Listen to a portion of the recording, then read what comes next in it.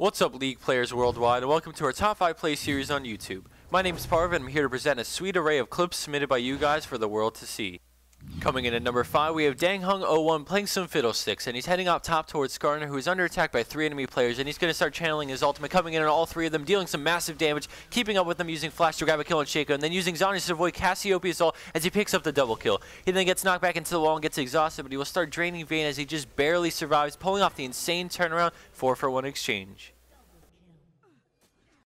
Landing in a 4th place for this week's episode is Zoner on Vayne, and right at the start of this clip he's going to get dived on by Aurelia with almost full health, but he's going to pop his ultimate, tumble into a condemned stun, and he knows her ultimate's going to come, so he's going to flash dodge it, which forces her to retreat as she tries to heal, but will go down due to the turret. I would recommend watching that a few times and really just let it sink in. Scoring in for a number 3 spot is ThePotatoCannon on Skarner. Best name ever. But we follow him running alongside his team as they head towards Baron in an extremely high elo ranked pre-made game. He's going to flash through the wall and steal Baron, and then Sonen's ult's going to go up, followed by Ezreal's, which just melts the enemy team down. They each go on to pick up a couple of kills for themselves as Ezreal and Kaisernik chase Mord for the ace.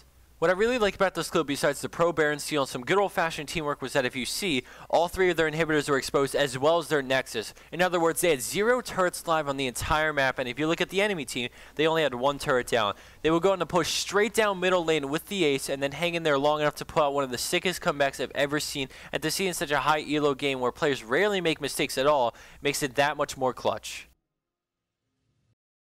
And for a 2nd place spot for this week, we have Kaisernik on Wukong. At the beginning, he is playing aggressive with his buffs and tries to harass, but is caught overextended by Nocturne. He's going to get jumped on, the fear is going to go up. With Lee Sin all caught up, he's going to remain still, juking out all 3 enemy players as they run just straight past him, and then he's going to make a really risky move to get onto the Fizz, bursting him down really quickly with his Q, then using his ultimate Ignite and Flash to actually pick up the kill. He then runs away for just a second, but as the fear is about to land, he's going to leap back to Lee Sin and go invisible, breaking it with just a fraction of a second to go. A combination of his juke and risky offensive play shows his understanding of his character and its limits.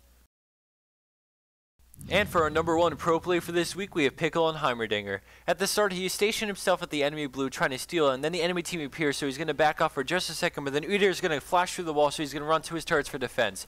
As the full team fight erupts, minus the friendly Alistar running his way over, Kennan's going to show up, and his team is going to quickly get made into toast. Now left in a 1v5 situation with less than half health, he's going to flash through the wall and make his way towards Alistar. With Nidalee and Udyr right on his tail, he's going to put down a turret and land a beautiful grenade, stunning them both right before they get to him. Alistar now comes in with the headbutt pulverize, and then Pickle puts down a turret, and Corgi's going to come out of nowhere, so he's going to blind him and pick up the quick double kill as he runs away with less than 5% health, just to turn around and pick up the triple kill in an incredible turnaround ace for Heimer.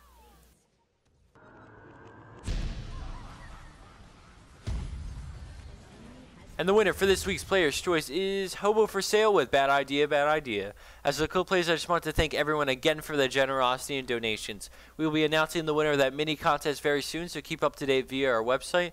And lastly, before I go, I wanted to remind everyone that we start giving out all the prizes we owe to all our fans, and if you want something in the past and haven't gotten an email about it by now, email support@protatomonster.com with your name, what you won, and from what segment/episode you were in, and we'll be sure to add you guys to the list. I think I did get everyone, though. We will be checking to make sure that your email is valid, so don't try anything funny. Thanks again for watching, everyone, and I'll see you back here on Friday.